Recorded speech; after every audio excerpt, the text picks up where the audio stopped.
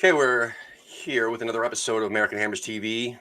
Just got to mention real quick our sponsor, Craft Coffee. They've been gracious enough to give us a 15% off coupon, which is in the description below. If you want to get your hands on some CBD oil coffee, man, that's some really good stuff. It's really healthy for you.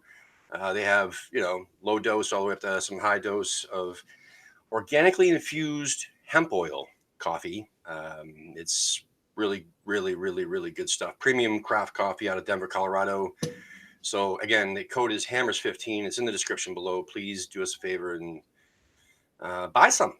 It's good stuff. Also, real quickly, we started a campaign to sell some T-shirts. We only have about 12 days left of that. 20% is going to go to two of our favorite charities, the DT38 Foundation and ILA. So please buy some shirts while you're at that. The link is in the description below. It's actually bonfire.com/American Hammers TV. It's pretty easy, but if you can't understand me, then go down to the description and click away.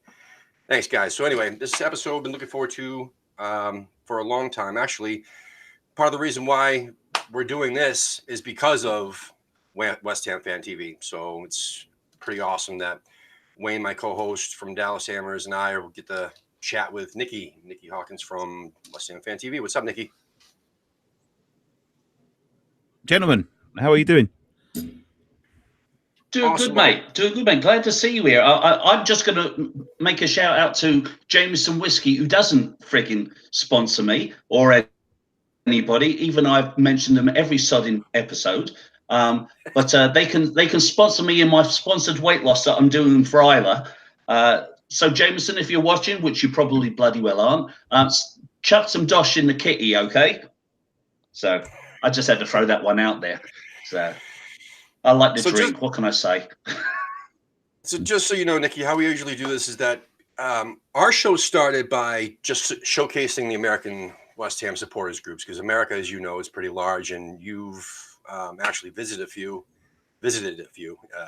So you've seen firsthand that there's some real support here, but some are obviously bigger than others, and we just wanted to showcase everybody. We also wanted to incentivize others who, just watch the games at home to, do what they're doing and get out to the pubs and start their own groups. That's how it started. But then we realized that, let's do them a favor and start showcasing all of the, West Ham personalities on, YouTube and in the media, etc.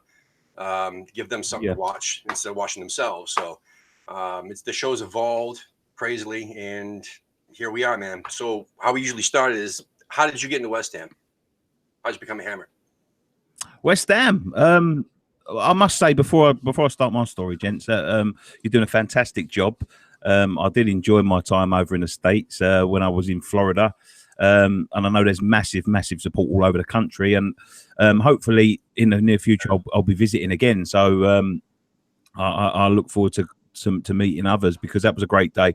But West Ham, I was born into it, mate. I had no choice, really. I lived sort of 10 minutes up the road. Dad played for West Ham, supported West Ham.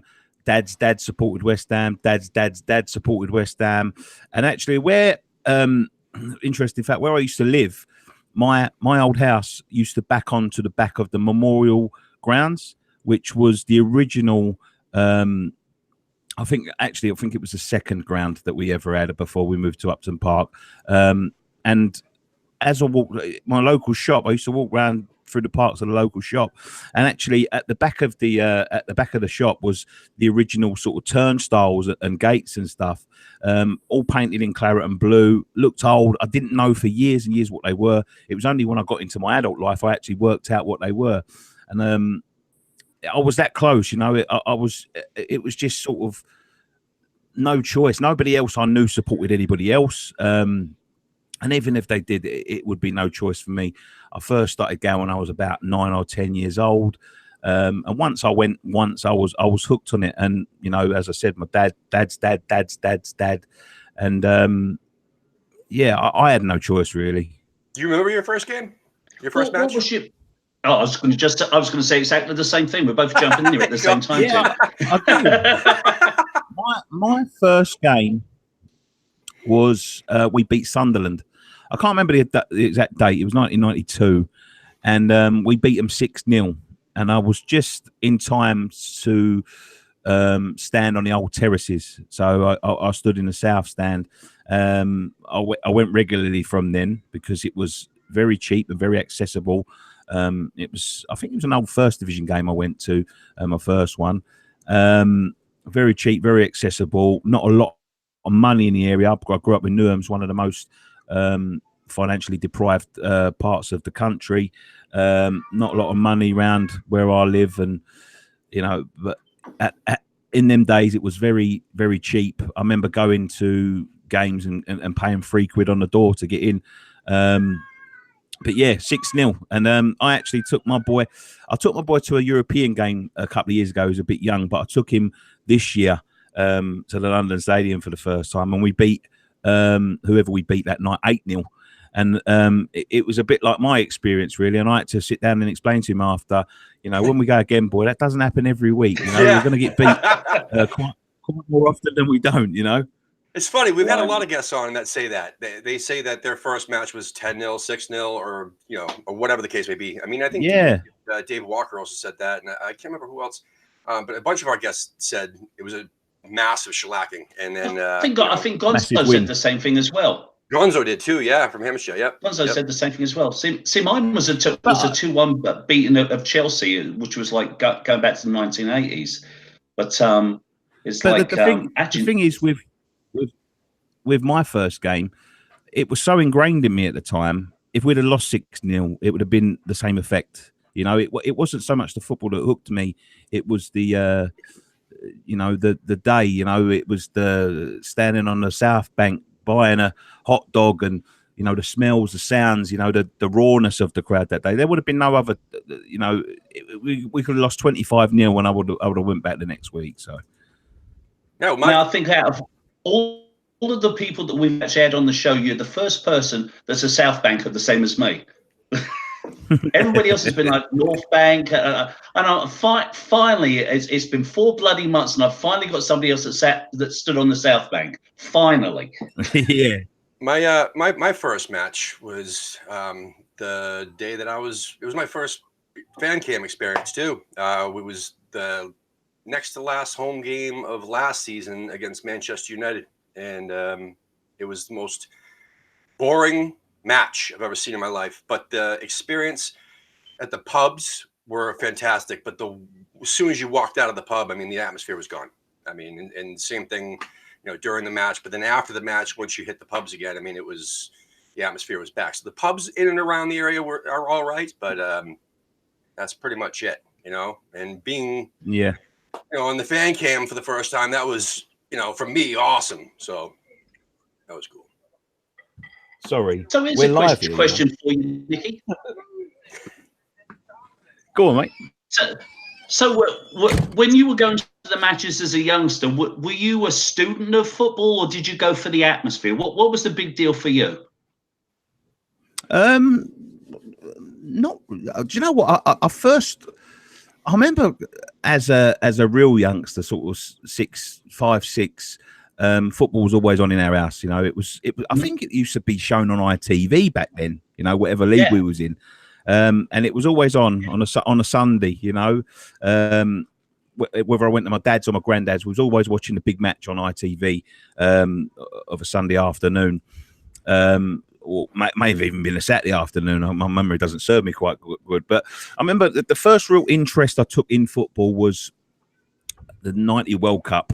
And it was the sort of hysteria that was, what would I have been, 7 at the time. It was just sort of the hysteria that was sweeping the country, and it was the first time I really noticed it. Noticed that there was something special going on, and everyone was getting behind the football teams and all of that sort of stuff. And then I'd always heard the words West Ham around my house. And then after the '90 World Cup, we done so well, England. I remember sitting there watching the semi-final with my dad, my mum, and a few family friends, and then I started to ask questions. So where is it? Where's West Ham? And I was sort of so shocked to find out it was literally 10 minutes up the road. Who plays for them? What have we won in the past? Have we won the trophy? Have we done it? And you know, that was when I started to become really enthralled in it, and I got obsessed with it a little bit by the time I was 8, 9. So by the time I went when I was 10, I knew everything. I knew all the players. I knew, you know, how we'd been getting on. So I suppose I was a student of the game. You know, I wasn't. I was quite a late developer when it comes down to playing the game. I wasn't a great footballer as a child. It wasn't until I got into my teens that I started to learn how to play football. But as in, you know, what experience it was when I first went, I was really enthralled in it. I knew what was going on. I knew what to expect. I all remember that day is getting, passed down to the front and, turning around and going to my mate, well, how do we get to the toilet, But we actually got split up that day. And we actually got split up that day. But in them days, it didn't really matter, Everyone was out there. All the old boys were looking out for the youngsters. And, they used to pass you little wooden boxes if you couldn't sort of see too high over the advertising hoardings and things. And, it was a great day. By that time I was really into it. So, I suppose I was really. What's let's see. I forget the players, but like, what was your favorite match? Like, what are some of your favorite, most memorable matches you've ever been to? I remember memorable matches. As a fan, like, you know what I mean? My favorite. My favourite one ever, I think, was the Ipswich game in the playoffs, the year that we didn't go up, coincidentally, because that was the loudest I've ever heard it. That was atmosphere personified. But I see some fantastic games over there. I remember one of my favourite games was a game that we actually lost to Leeds. I think it was in about 2000, if I remember rightly. And we lost 5, I think it was 5-0 or 5-1 or something like that. We had 3 players sent off that day. I think Ian Wright was one of them. I can't remember the other 2.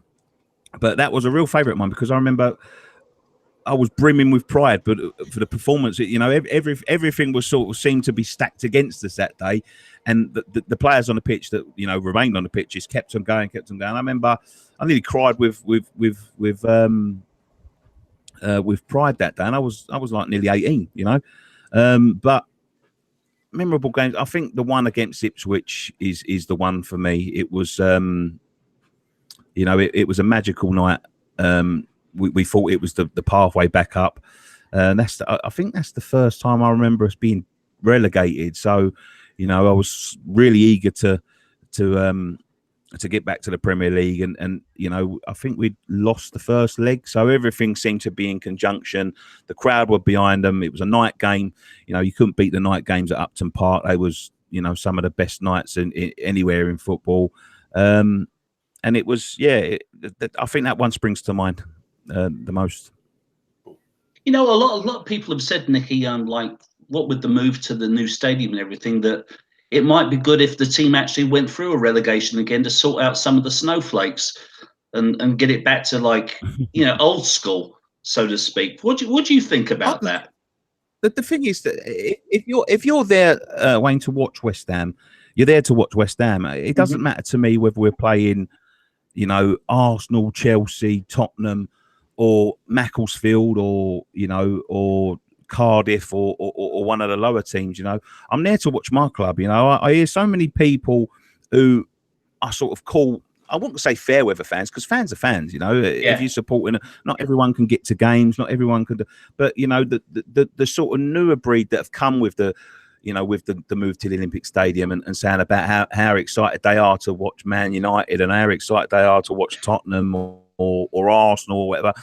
I'm not there to watch Tottenham and Arsenal. I'm there to watch West Ham beat Tottenham or Arsenal, So if they're playing, as I said, Macclesfield or Manchester United, it doesn't matter to me.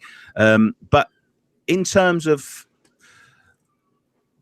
whether it would sort out the snow, I think you're right. It would turn a couple of people off. They'd probably drastically reduce their prices again, seeing as they pay so little rent to try and keep them people there.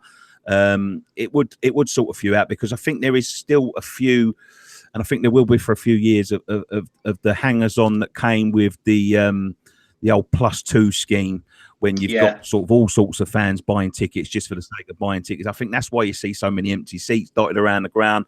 And a relegation, I think, would sort that out. And it would give, I hoped it would give a good portion of the fans that, you know, were there at Upton Park, a couple of the people that may have changed their minds when they sort of give up their season ticket when we left Upton Park, saying we'd never go again. I know a few of them people have changed their minds and they buy sort of tickets, but you know, there's 52,000 season tickets available now.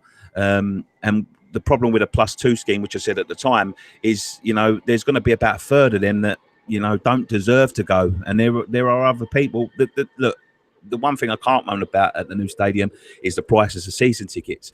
And a couple of the people that might have sort of give them tickets up in sort of like heat in a moment, it would give them people a chance to come back, because, you know, we hear about this 40,000 waiting list. I don't know if that's the case or not, but the tickets are so cheap, people just renew for the sake of renewing.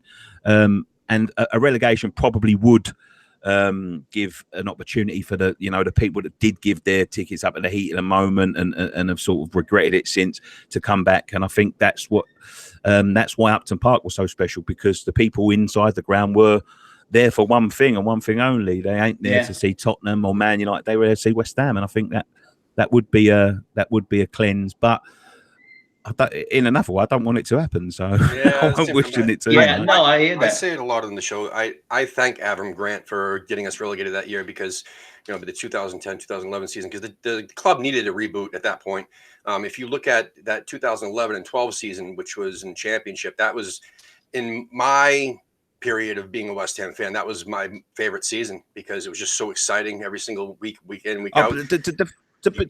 To be fair though, that's more to do with playing staff.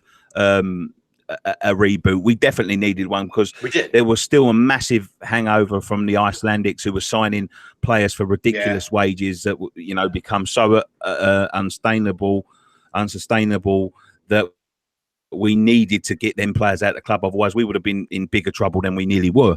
And I think the relegation give us a chance to sort of offload them players. But a relegation now, I think, would be not so much the playing staff. I think they're getting rid of the deadwood, and I think we've got some players there. But in terms of fans, I think it would give the club a reboot, which I think maybe that's what it needs. Yeah. No, I agree with you there. I mean, it's funny. I mean, I haven't been to the new stadium yet, and you know, that's going to be it's going to be a painful day for me when I walk to where you know, Upton Park used to be, and seeing what's built there. It's going to be a painful day for me, and I don't think I'm actually going to do it, because what's the point of doing it? Stand there, look at a block of flats and cry? Nah, I'm not going to do it. But you know, it's kind of weird. It's like I was saying to, I can't remember, it was on one of the episodes, I was saying, like, I knew when I went to the Boleyn, when I went there, I'd be standing and I'd be singing, and everybody would be singing around me. One of my biggest fears is that when I finally do make it to the Olympic Stadium, is that I'm going to be stuck in amongst a bunch of planks who aren't going to be doing anything. They're going to be telling me to sit the fuck down. That's my biggest bloody fear. That is my biggest fear. Yeah, I mean, that's basically what it is. It's two sections out of a good 30 that you know that actually do anything. And you know, them tickets are few and far between. You're lucky, Wayne, because if you'd have come a couple of years ago when we first moved in, you didn't know what to do, and if you dare stand up, someone wanted to punch your face in over it. So you know, I remember we had an argument once when we went to the first games. We ended up having an argument with the people around us. They still sit around us, and obviously you become more friendly as the time goes on. But we didn't really know them then. And I remember we stood up and somebody told someone to sit down and shut up, and you know, it turned into an argument. And you know, it was bad times back then, but it's slowly getting better. And what I hope is that, you know, 3 years, 4 years, 5 years in, you know, these fair weather fans do start to drop off, and they do start to, you know, stop renewing and thinking to themselves, I'm not paying 600 quid to go and watch 2 games again this year. And, as I said, Wayne, giving the fans that may have given up them tickets at the heat of the moment the chance to come back and stand and sing for once. It's dead in there sometimes. But saying that, there are games when we do get the people up and singing, and when it's when we are up and in full voice, it is a sight to behold. That's what my vision was when they said about the Olympic Stadium. I hated the idea at one time. Then I started to sort of come round to the idea, and I was thinking, can you imagine 65,000, 66,000 West Ham fans standing and singing all in unison? And it doesn't happen like that. We've seen the problems and all that, but when it does get going, Wayne, it is a sight to behold, and it's loud. What would you say the best game is that you've been to so far, where that's been like a close proximity, where people have really started to get it together? Chelsea. I think one of the Chelsea games was really good. One of the night games there. But there have been a few times this. I think last season, when we was in trouble after the Burnley game and we really needed to start picking up some points, I think it was Southampton, but I could be wrong. But there was a game when we really needed the points. Otherwise, we could have ended up in big trouble. When it was like the West Ham of old. Everyone's coming together. But when, as I say, when the results are going well, it sometimes it does pick up in there. When we need to get behind them, we do need to get behind them, and we do get behind them. But I think that was a Chelsea game in the night time and the Southampton game when we really needed a win. I think was the two that I remember being sort of off the wall, super atmosphere there. The last match of last season, not this season, but the season before that, the 17-18 season, the Everton match where Sam Allardyce was managing Everton. I mean, that atmosphere was 10 times better than the match before. The Man United. It must have been because it was the last match of the season, but the place was full and it was very loud, like noticeably more loud than the Manchester United match. I think beer has a good thing, a good say in it sometimes as well. A good thing. I have to agree with you. A few beers. Probably. It's funny. Because when people ask me that question, like, what was the best match that you went to? And I have to answer honestly and say, I don't bloody well remember those ones. I remember halfway through them, but then it kind of goes a bit foggy. We even go to some... I go to sort of 90% of the away games as well. And we've got, honestly, the loudest, loyal... dedicated support. Everyone would say this, but honestly, I do believe this. One of the best ones, the best fans in the country when it comes to away games, loud all the time, deafening loud. When we get an early one, sometimes it's not so loud. You know what I mean? Everyone's sort of rubbing their eyes and haven't had any alcohol in their system, and they're all sitting there wondering when they're going to go and get to the pub. But yeah, I think that does have a bit of it. Maybe they should let us start drinking like they do in Germany. They have amazing atmospheres. You have people jumping up with flares and all sorts. If you could stand there with a beer. Yeah. Yep. Good God. Just I want to mention real quick that about this point in the show, we usually mention all the people in the chat room. We got Gary Smithhurst in the chat room. We got Cam from Tampa. Cam. Let's see here. Nick Tucker. Nick's in there. Wally and Gabe who pretty much watched every single one of our episodes pretty much live. And we're going to actually have them as guests on our show to say thanks this upcoming Sunday. So that'll be fun.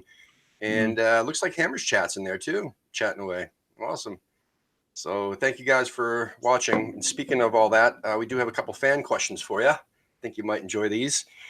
So the first question is, have you ever done a full season and not lost your season ticket? No, never. when I was, do you know what? When I'm terrible with the plastic cards. I'm terrible with them, bank cards and all that sort of stuff. I think they stocked up because you can walk into a bank and get a replacement now. I think they stocked up just for me because I was losing them on a weekly basis. I'm terrible with them. I never organise my things in my wallet. When they was the big books that you used to tear out the pages of, not so much then. I remember the one time when I did lose one, when I had a book, is I got annoyed one day. I think it was the Wimbledon game when we lost 4-3. We was 3-0 up and we lost 4-3. Yeah. And I remember just in the heat of the moment, I got this. There was big old. Do you remember the big old books with the plastic covers? And I got up, and as the fourth goal winning, as the fourth goal winning, I remember I stood up and I chucked my season ticket on the pitch at one of the players that was celebrating, and I made this.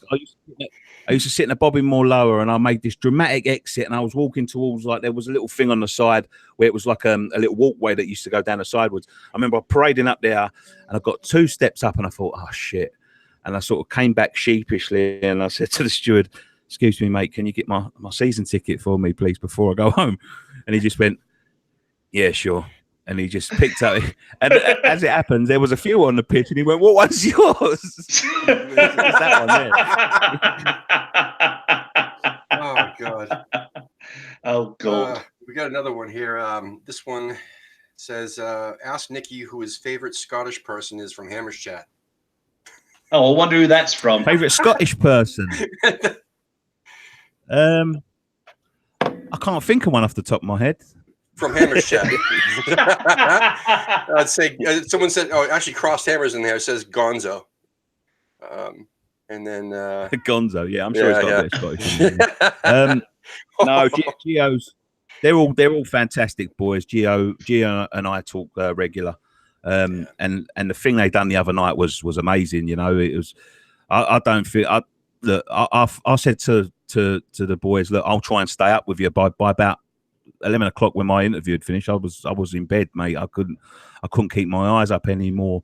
It's the age thing catching up on me. But what they done the other night was fantastic, and you know, congratulations to Charlie, Gonzo, Gio, and all the boys, Tom, that done that, because that was amazing. I cannot believe they did it. And you know, and they invited me, me and Wayne. Just, you know, we all had an hour on there too, you know, to help out with the time difference. It wasn't just the fact that he stayed up for 24 hours. He kept the level of interviewing up. They were lucid, and the they question were lucid the whole time. Yeah. It was amazing. It was, because by the time, if I'd done that, by the time sort of 4 o'clock come along, it'd be the next guest come on, and I just began, yeah, something about West Ham, you know. And but you know, the level of interview that he kept for 24 hours. I watched an interview 3 o'clock the next day, and he was sort of by that time grilling Sean Whetstone, which I found quite amusing. Yeah. And you know, just the intensity of the questions and you know, the professionalism of them, that was fantastic all throughout, and big credit has to go to them for that, because that was magnificent. Yeah, they raised over $4,000. I mean, over $4,000. Yeah, I can't believe that. You know, they at the time that, you know, we popped on, they were only at like 2,000, and they weren't even sure they were going to reach 3. You know, and sure enough, no, they kept going, kept plugging away, and they ended up almost 4,200. So that's fantastic. Yeah, I got another question for you here. The question says, as I know you're a massive old school WWF fan, which past or present Hammer would have looked good in the squared circle, and what would his nickname be? Oh God, past or present Hammer? That's a tough one. I think Johnny Hartson would have been decent.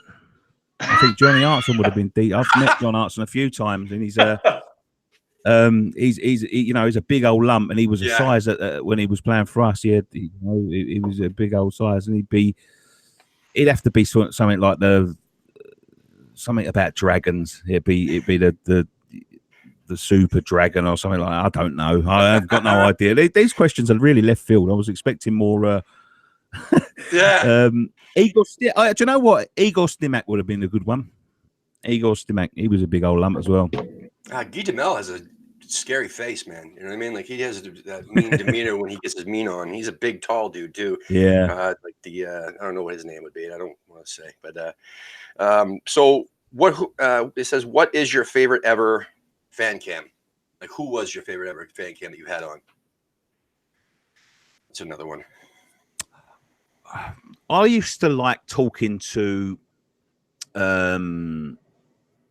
He doesn't come on too much anymore, but the old guy. And I remember one time there was another old guy, and I never got his name, and he ain't never ever come up once to me. And it was after the Burnley game, as a matter of fact. And I'll have to go back and see if I can find it, because it was a real heartfelt, message to the board and to it, and it went something like, you thank you very much, because you've ruined, the thing that I love, and all that sort of stuff. And I think that was my favorite ever one, because it came from the heart. It was just so full of emotion. The guy was nearly in tears, and he was just reflecting, without using the rage that everybody else seemed to be, reaching within themselves to express their disapproval of what was going on. He's come from, it came from the heart, and he used, calmness, but it was a real strong message. And I like them sort of fan cams, when not so much when you're shouting and hollering. Obviously you've got the Astra Goo Goo one, that went viral. Yeah. It's funny to look back on now, but it wasn't funny at the time. But the ones I do is when it's an articulated, well thought out message that this guy, obviously he done it in the heat of the moment, but I just think that he must have been thinking about that. That must have been brewing up inside him, and he just decided, walked past us, and he just decided to stop. And it was such a heartfelt message, and I do believe that they did watch that. So. It does do some good sometimes. I think Nick Tucker says his favorite was the bloke in the wheelchair. Yeah, Nathan. Yeah, he's a good guy. Yeah. He was comedy value. He's another one. He was up there. He was brilliant. And what else we got here? The one last question, I guess, one last fan question anyway. It says, "Are Graham's eyebrows really that large?" They're massive, mate. When he has to when he gets them trimmed, he has to get permission from the council before he does that. So. Oh God! Listed eyebrows. You never heard. He's the only person in the world with listed eyebrows. So that's wicked. So we were gonna have Dom on the show, and we announced it. It was a short notice thing where I found out that I had a day off coming up, and how I've been messaging you guys pretty much on short notice.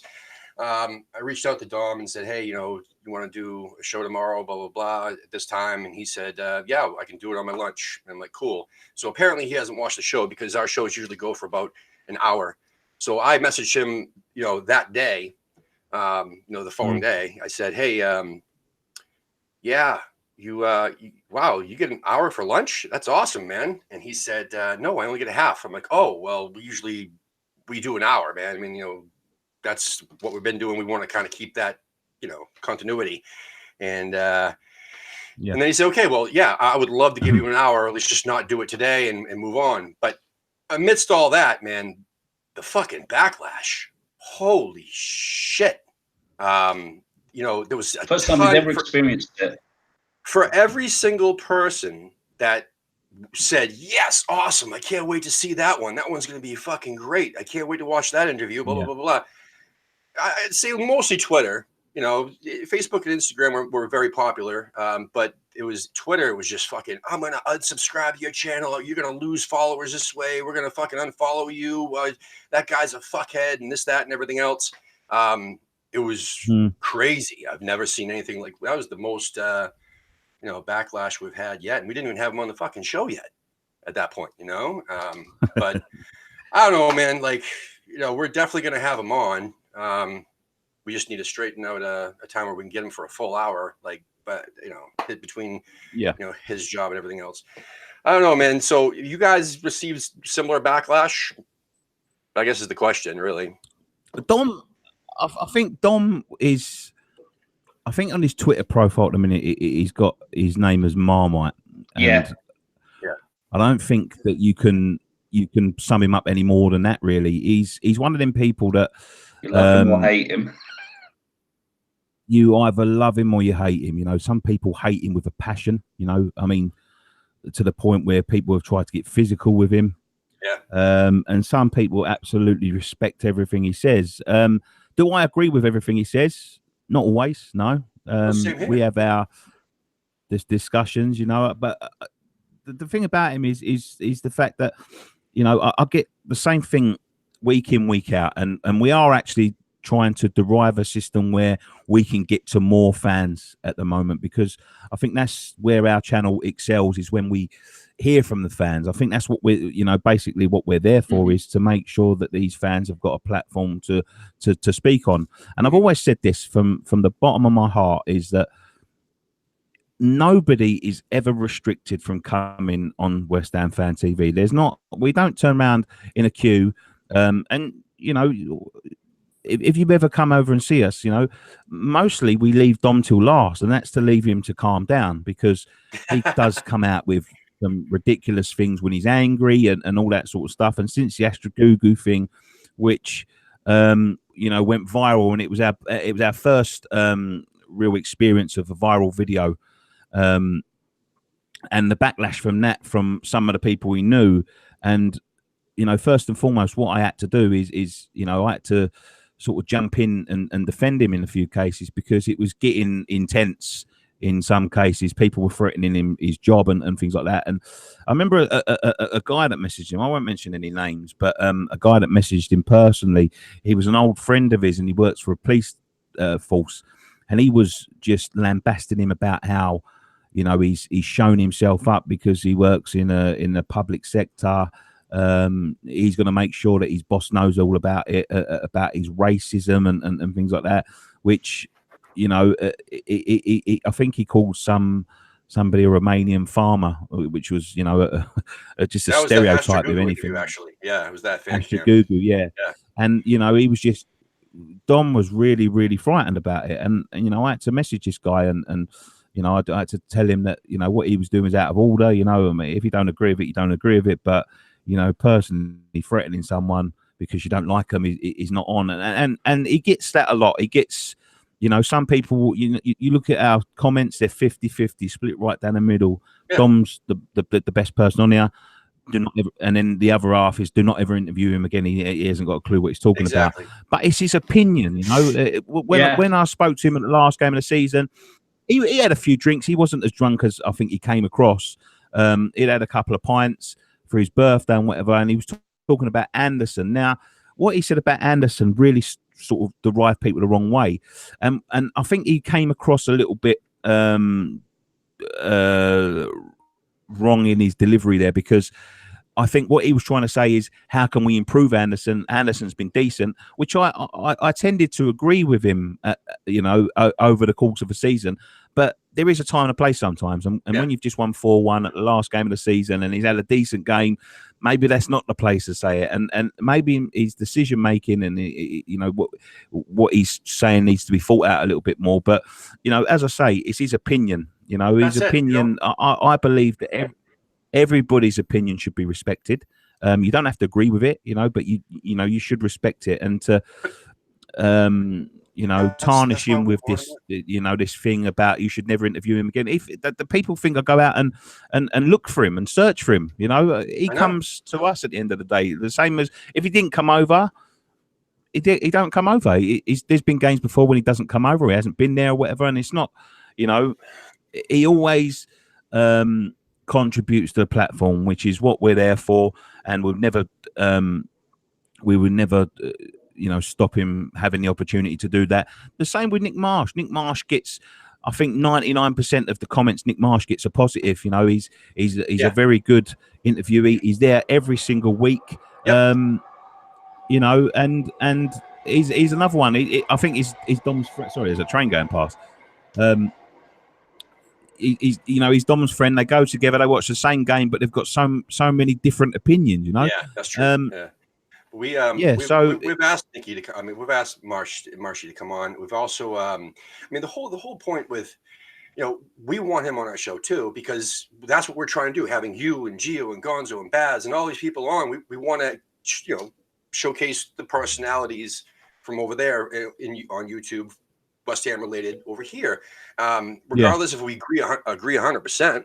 I mean, you guys, everybody we've had on probably won't agree with half of what I say as a West Ham fan, but that's, again, my opinion, and you guys have your opinion and so on. But my point is, I want to give everybody, an opportunity to be heard. And everybody who was bashing the fact that we were going to have him on, saying that they were unsubscribed, I mean, that's total bullshit anyway, because they're going to watch just to hear what he has to say. I mean, all those people that hate him will still watch, to hear what he's going to say. This is the thing. You sort of get the same people saying the same thing week in, week out, and there's a play button there. If you see his face on the thumbnail, do not click it. Exactly. You don't want to hear what he has to say, or it pisses you off, or it annoys you, or whatever. Do not click the play button. The play button is there. I know people get tagged in it, and people turn around and say to me, well, it just came up on my timeline. Well, you've got a perfect opportunity to just scroll past it. Mm-hmm. Because when I see something from Kim Kardashian or somebody that I'm not interested in, I don't sit there and read it and then get angry about it. Yeah. I don't go out in the street looking at fucking advertising boards and shaking my fist at it. I don't want fucking guitar lessons, as Ricky Gervais once said. You know what I mean? I walk past it. I take no notice of it. You don't have to watch that or listen to that opinion. You know what I mean? Yeah, that's it. I mean, but again, I think. Go ahead. I was just going to say, I think that the American Hammers, I think they're more accepting of the opinions, and I think and you can speak to this, Tim. I think most of the aggravation we got was from the British listeners, the British watchers of American Hammers TV, and I think that's yeah. I think that's down to a couple of things. Mind your own business, Well, I think he has said some very controversial things, and he upset a few people with a few tweets last year when I had to have a word with him and just say, you need to start reining this in a little bit, because he does like to sort of he gets trolled a lot. So I think, yeah, he is a shit stirrer. Yeah, you're right.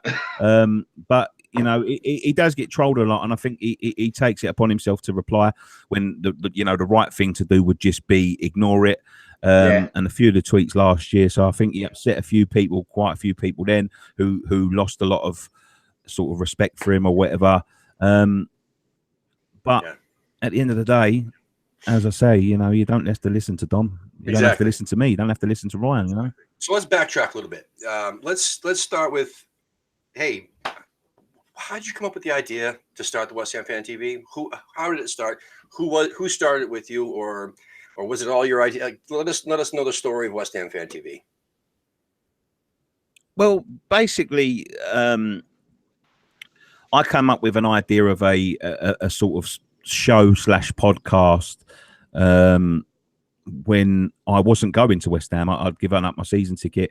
I had my son, my ex used to, my missus used to work shifts, and I just didn't have the time or the money or the resources to do it, and I just missed the banter but not so much the football, but just the meeting up with friends and the whole after discussions of analysing the match, sort of match of the day in the pub sort of thing, and I just had the idea for this sort of podcast / show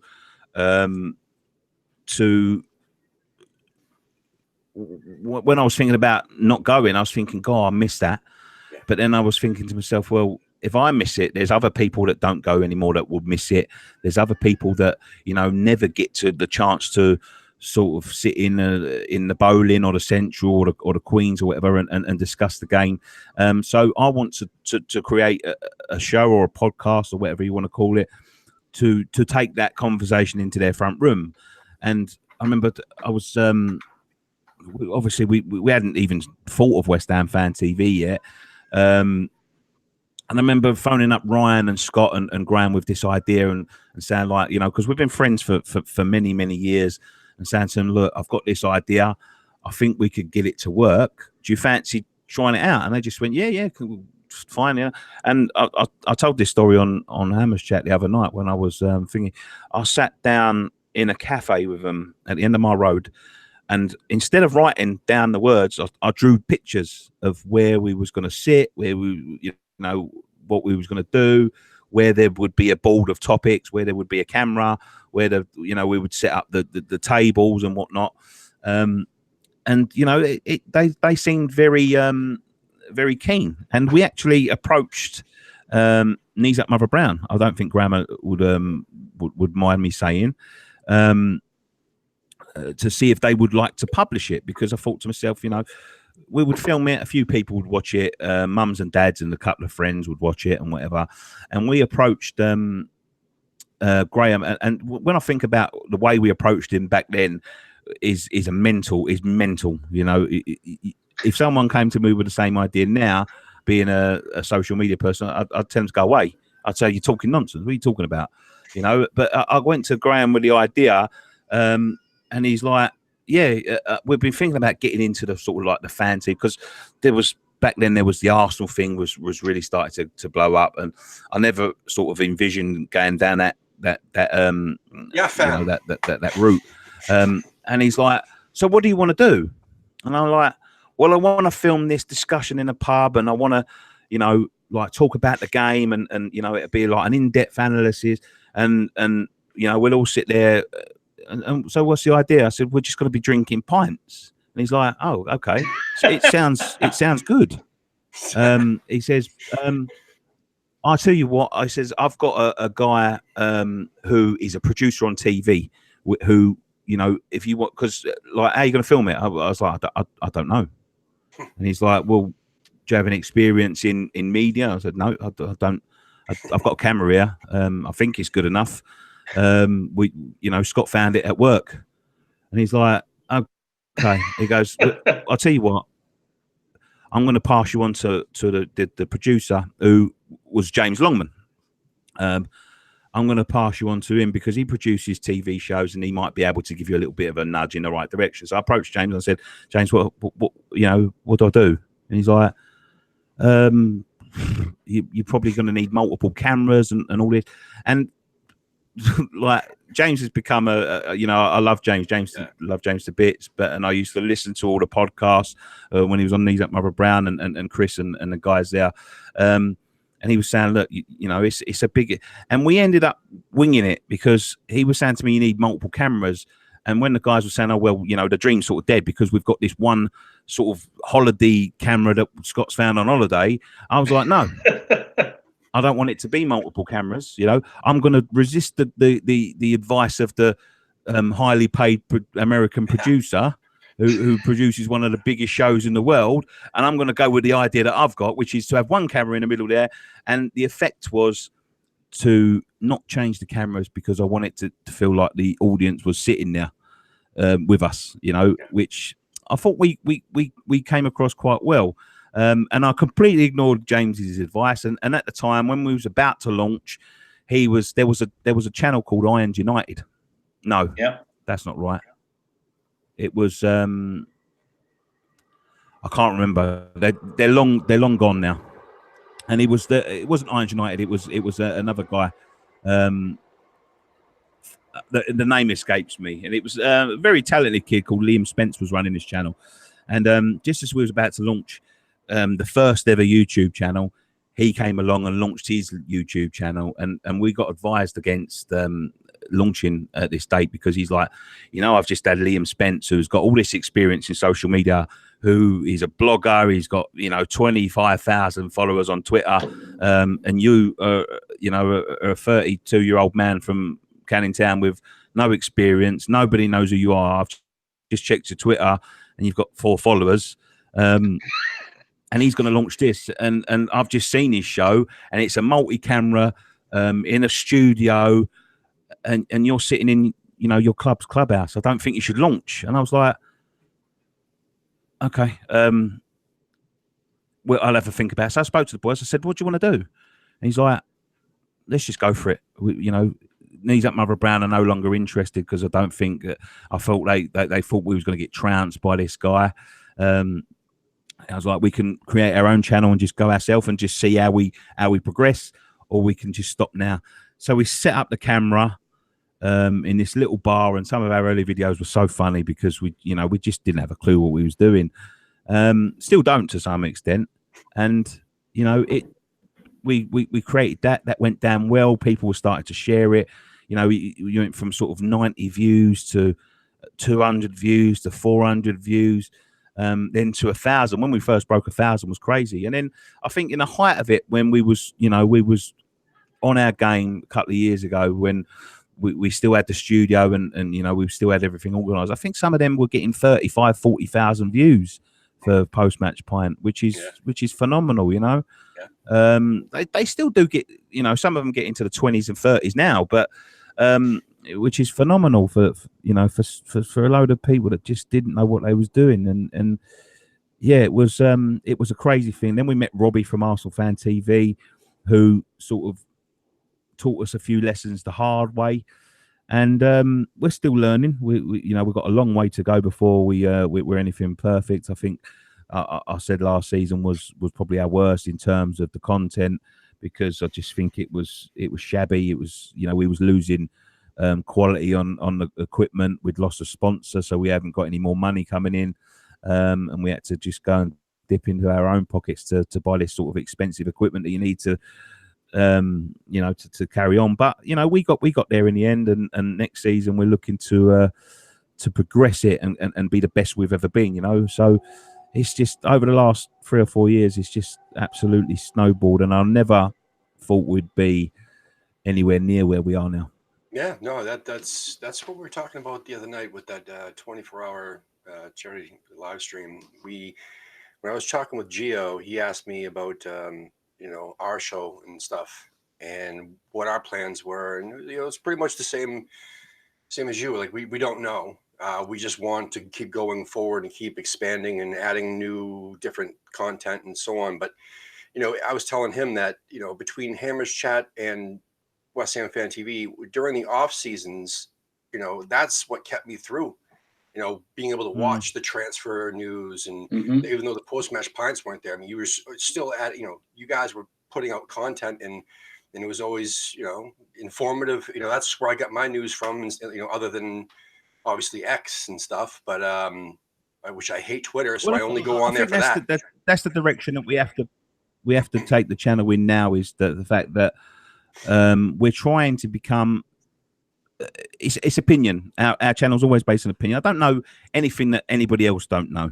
I don't know anything that I'm not an in the know. I don't know people within the club that can tell me, we're signing Messi tomorrow, and get ready for a video and all that. But we put out videos just to give our opinion on it, and to try and keep people that are not everybody's got time to sit down and read an article. You can listen to this on your iPod. You can watch it as you go to work. You can do this and do that. So that's the way we I think the video format is and the podcast format is the format going forward. We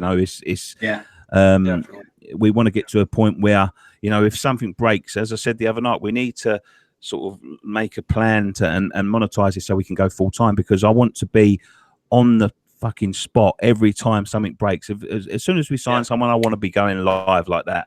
At the moment, we signed David Martin today. I was in Harlow Council, typing up some work. So, we can't. So it's just to become, instantaneous. It's to become a source of news, somewhere where people want to visit every day. And I think that's what you should be. The content that you bring out, even if it's just like little tidbits. I've done something very new the other day with the Andy Carroll video that I did. Some people loved it, some people hated it.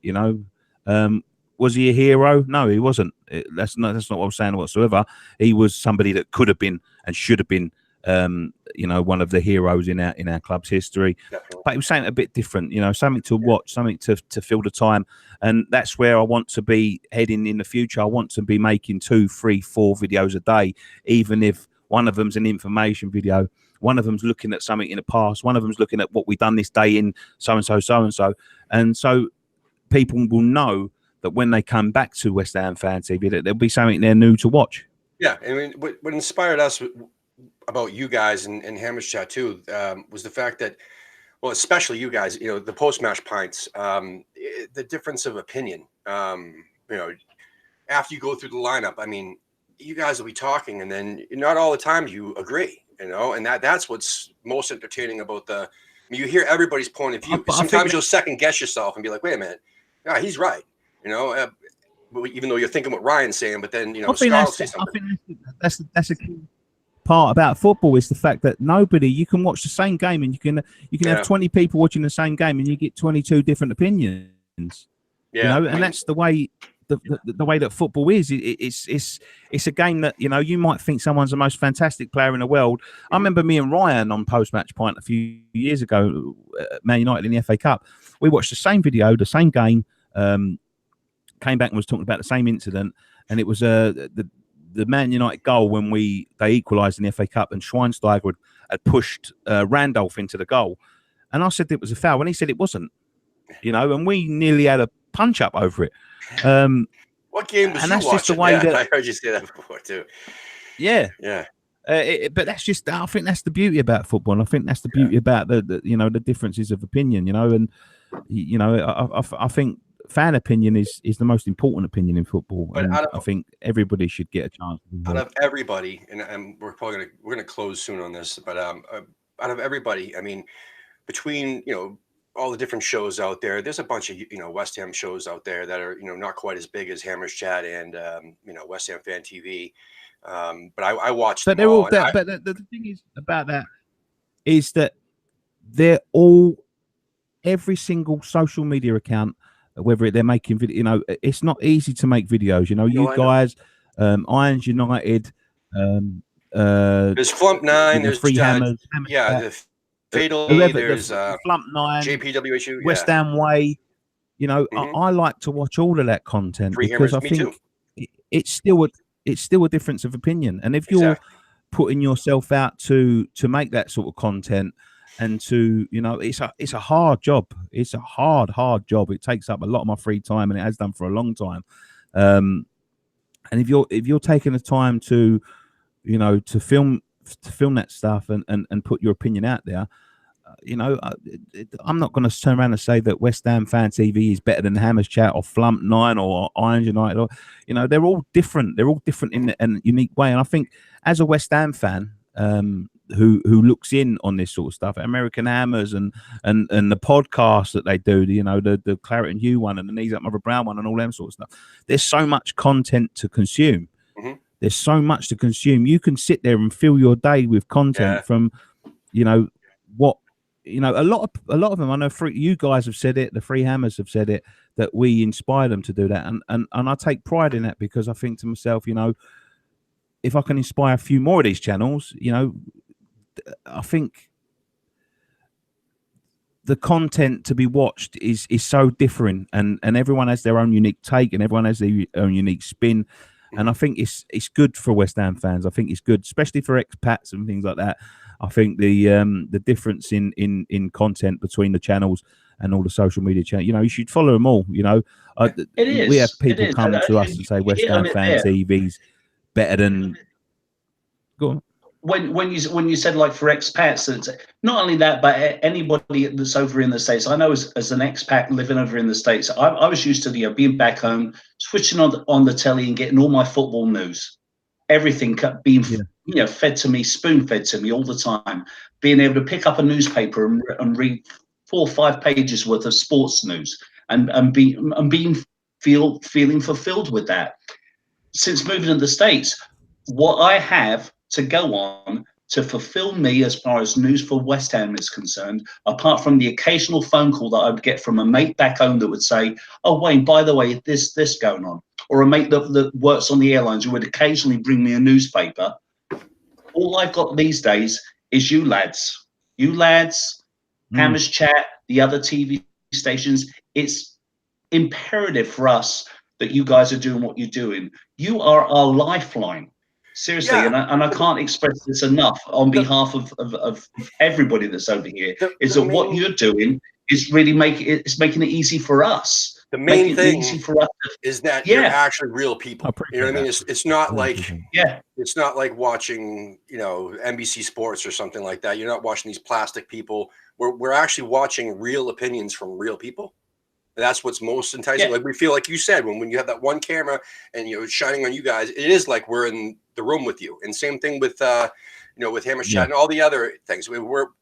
It's a real conversation almost, even though we're not talking. You know, we're listening to you guys, and we're listening to Hammers Chat, JP, WHFTV, and all those, you know, Flump 9 and everybody else. So, yeah. But anyway, we have to wrap it up.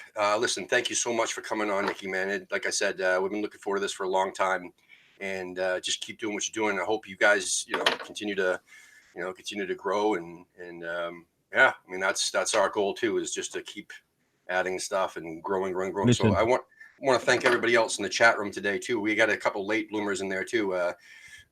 Metal in Both Legs and Paul Walde. So thank you guys for popping in, and Jason too. Jason always pops in late. Thank you guys for watching today. Anything else you want to add before we head out? Thank you so much for having me on. Keep up the good work. As I said, that anybody that puts themselves out onto a social media platform and you know, wants to create a TV channel, you know, I think, as I said, there's so many different ones, and it's exciting times for West Ham fans all over the globe, because they can see so many differences of opinion, and I think that's the most important people and opinion is in football is the fans. And as you say, we're not NBC News or ABC Sports or BBC Match of the Day. We are, you know, the people that you know that go and watch the games and Exactly. actually know what they're talking about, or not in Dom's case. I think what you guys is doing is brilliant. Always try and collaborate. I'm going to talk to you guys later on about, you know, something that we discussed on Insta before. But keep it growing, keep it going. You know, it's fantastic. That's the plan, man. You know, I had no expectations going into this, except I am obsessive compulsive. So once I started it, I had to just do whatever I could to help this thing grow. We're, you know, for a small channel out here, you know, we're averaging like 100 subscribers a month, which we've only been around for like almost 5 months now. So it exceeded my, my realistic expectations. Lee, my usual co-host, you know, I just brought him along for the ride, and he was so, oh, this isn't, you know, this is just gonna be fun between me and you, and then that's just gonna be it. And we're just working really hard and bringing. Then this fat bald Englishman got involved. Yeah, we brought in Wayne, and we brought in a bunch of other, you know, people to pop in from time to time. But Wayne seems to be our regular guest co-host, so it's been a lot of fun, and it's just growing a snowball. And we're gonna have a cooking show. We're gonna be adding an English cooking show. Yeah, with the guy. I want to be on that. Yeah, and we're gonna add. Oh, and we're gonna be doing match previews all next season with a girl from England who actually goes to all the women's matches. So we're gonna do match previews like that. And we're also gonna have some of the female players on this summer too, and so we're just adding, and then just gonna keep growing. Don't forget West Ham and Eggs. Oh, West Ham and Eggs. So instead of post-match pint, we can't copy that because you got the copyright on that. We're gonna do West Ham and Eggs breakfast show, pre-match. Yeah, that's excellent. We actually done a breakfast show a couple of years ago that we called the Ironworks Breakfast Club. You did? So we might be competing with each other one day. Okay, never mind. Wayne, where do you think I got the idea West from? Ham and Eggs, brilliant idea. Run with West Ham and Eggs. That's an excellent idea. There you go. Excellent. All right. Well, just know next post-match pint, I'll be the fat Englishman sitting there in front of my computer with my own pint. All right, guys, come on, you irons. I'll talk to you. Come on, you irons. Oh, fuck.